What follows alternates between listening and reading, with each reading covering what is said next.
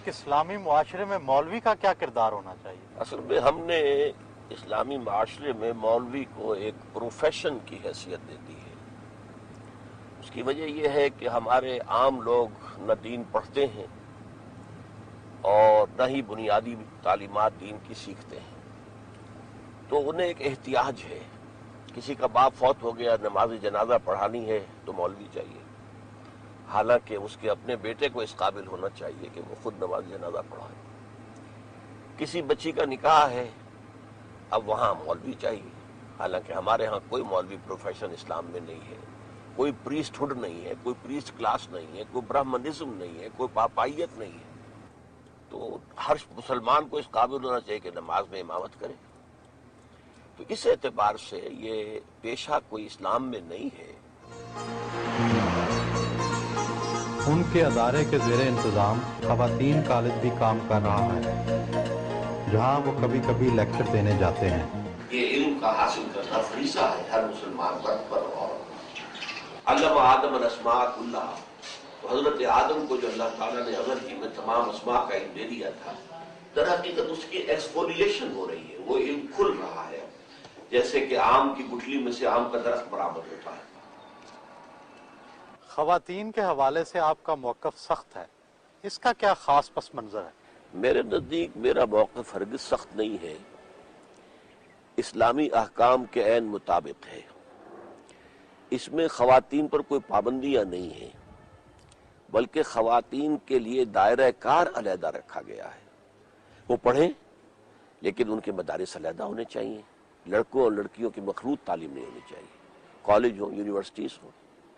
تو یہ اصل میں چونکہ مرد اور عورت کے درمیان، اور خاص طور پر نوجوان مرد اور نوجوان عورت کے درمیان، اللہ تعالیٰ نے ایک بڑی فطری کشش رکھی ہوئی ہے، اور اس کو آپ کو معلوم ہے کہ فرائڈ تو یہاں تک کہتا ہے کہ سب سے بڑا ہی انسان کا موٹیو جو ہے، سب سے زیادہ پوٹنٹ، وہ سیکس ہے۔ تو اس کو کنٹرول کرنے کے لیے کہ اس میں کوئی جو ہے انارکی پیدا نہ ہو جائے، بدنظمی نہ ہو، آوارگی نہ ہو، تو یہ احکام دیے ہیں، اور پردہ ہے، مخلوط معاشرت سے روکا گیا ہے، کورنگ آف دی باڈی کے احکام ہیں، عورت کے لیے علیحدہ ہے، مرد کے لیے علیحدہ ہے۔ کیا عورت کے چہرے کا پردہ لازم ہے؟ ہاں، میرے نزدیک نامحرم کے سامنے وہ کھلے چہرے کے ساتھ نہیں آ سکتی۔ ایک تو ستر ہے، اس کا پورا جسم ڈھکا ہونا چاہیے سوائے چہرے کی ٹکیا، سوائے ہاتھ کلائی سے نیچے اور پاؤں ٹخنے سے نیچے۔ نماز ظہر ادا کی۔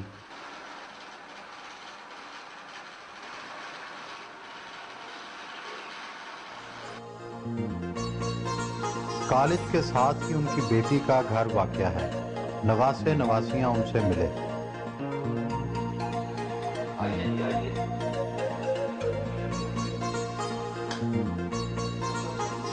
بچوں کے ساتھ دوپہر کا کھانا کھایا۔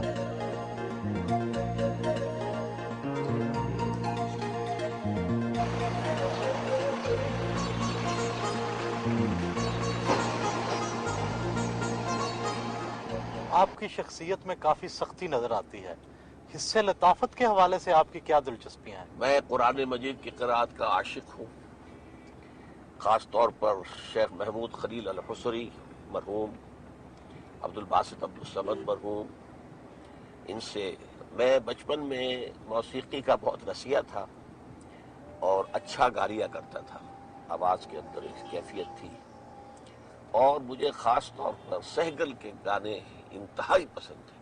یعنی یوں سمجھیے کہ کوئی میلوں دور سے بھی سہگل کی آواز آ رہی ہو تو میرا جو اینٹینا ہے کان کا اس کو کیچ کر لیتا تھا۔ پھر میں نے رفتہ رفتہ پھر اپنی شعوری زندگی کا جب آغاز ہوا ہے تو اس کو سبسٹیچیوٹ کیا میں نے قرآن مجید کی تلاوت سے۔ ڈراموں اور اداکاری کے حوالے سے آپ کی کیا رائے ہے؟ ڈرامے دیکھتے ہیں؟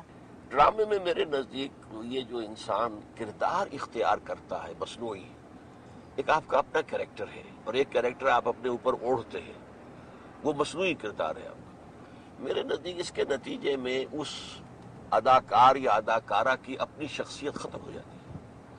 تو انسانی شخصیت بڑی قیمتی شے ہے، اسے پرزرو ہونا چاہیے، ڈیولپ ہونا چاہیے۔ میرے نزدیک سینما یا ٹیلی ویژن کا اصل رول جو ہے وہ ہونا چاہیے واقعات کی عکاسی ہے۔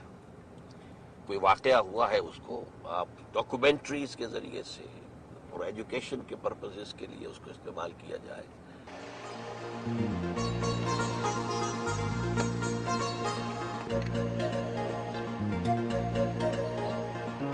دوپہر کو وہ تھوڑی دیر آرام ضرور کرتے ہیں۔ آپ کی تربیت مذہبی گھرانے میں ہوئی، کیا آپ گھٹن محسوس کرتے تھے؟ دین پر عمل کرنے میں تو کسی قسم کی گھٹن نہیں ہے، لیکن دین کے معاملے میں جو ایک شدت پسندی یا سختی ہے وہ کبھی بھی نہیں ڈاکٹر صاحب کی طرف سے رہی۔ انہوں نے کبھی بھی ہمیں اس معاملے میں سختی نہیں کی، بلکہ ایکسپیکٹ کیا ہے کہ ہم جس طرح انہوں نے باعمل زندگی گزاری ہے ہم بھی گزارنے کی کوشش کریں۔